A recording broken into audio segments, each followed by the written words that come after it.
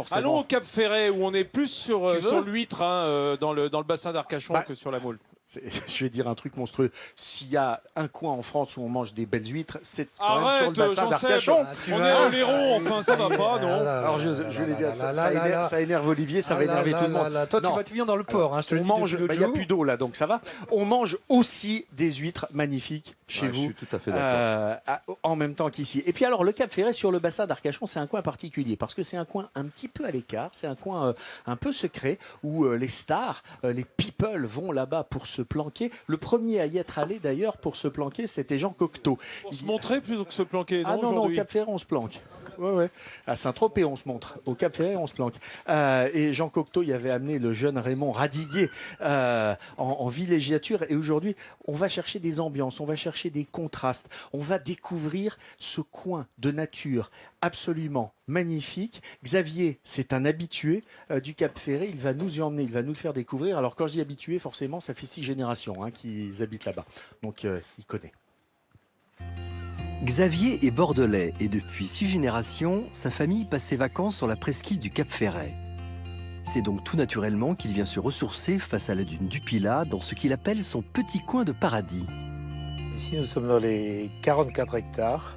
C'est sur la presqu'île du Cap Ferret. C'est un grand coin de paradis. On est vraiment dans un endroit merveilleux. C'est le calme le plus complet. C'est vraiment un grand bonheur. Nous sommes à 3 minutes de la plage du côté bassin et à 5 minutes des dunes de l'océan. Ici, c'est quand même très sauvage. Même s'il y a du monde l'été, c'est quand même privilégié par rapport à d'autres plages.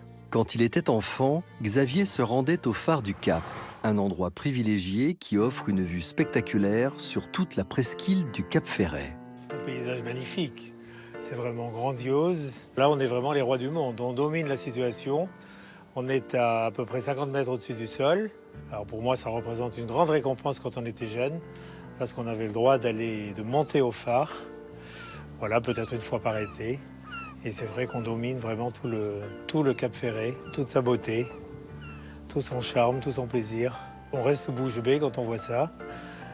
Et on domine, on plane au-dessus des pins, au-dessus du bassin, au-dessus de nos rêves d'enfance un petit peu aussi. Autre atout du Cap Ferret, la gastronomie. À midi, rendez-vous au village ostréicole pour une dégustation d'huîtres directement chez les producteurs. Xavier retrouve Marie, son épouse, et Anne et Gilles, les amis de toujours. Elles sont trop bonnes. Tout va bien. On n'est pas bien là, c'est pas le bonheur ça? Ça, on est trop. On est les rois du monde là. Hein, c'est notre paradis à nous. C'est un vrai moment de partage avec nos amis, de manger des huîtres qui ont été pêchées de l'autre côté du Bimbo. C'est sympa. Le paradis sur terre, entre deux mers.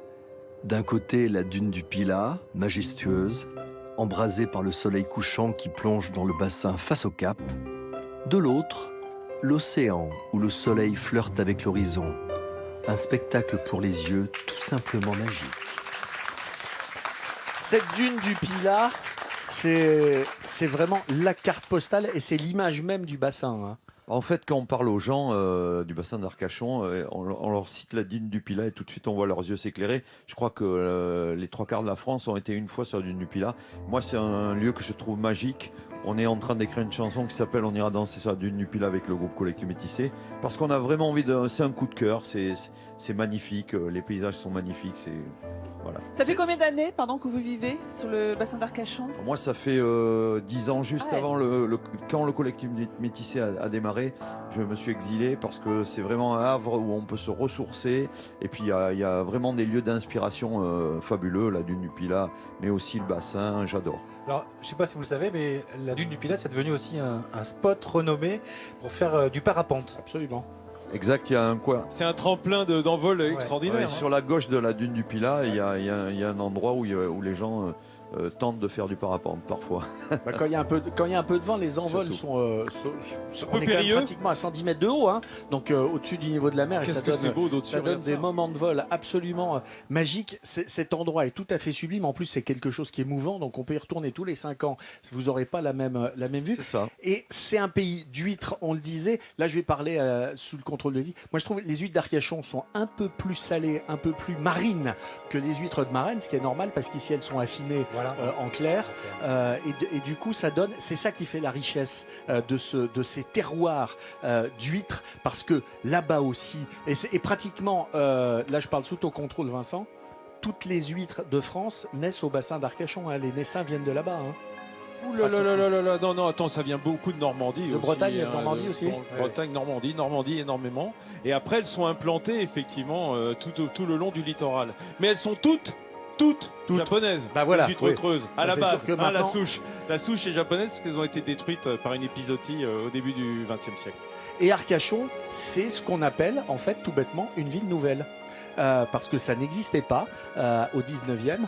C'est sous Napoléon III qu'on a créé cette ville qui a deux facettes, la ville d'hiver et la ville d'été. C'est ce qui fait tout le charme d'Arcachon.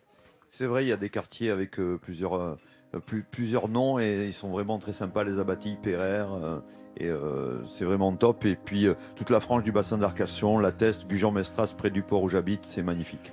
Et on doit Arcachon à deux frères, 1857, les frères Pereire, qui achètent tout le coin, qui font une grande opération immobilière pour créer cette ville. On est à l'époque napoléonienne, Napoléon III, et il faut, avec l'arrivée du chemin de fer là-bas, ça permet de développer le tourisme, ça permet de développer les bains de mer, parce qu'on est au début de cette vague qui a submergé la France, l'Europe, le monde, que sont les vacances au bord de l'eau, qui n'étaient absolument pas habituelles avant.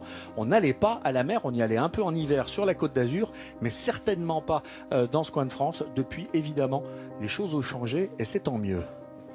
Ouais, c'est en tout cas d'une douceur exquise. Voilà, toute cette côte autour du bassin.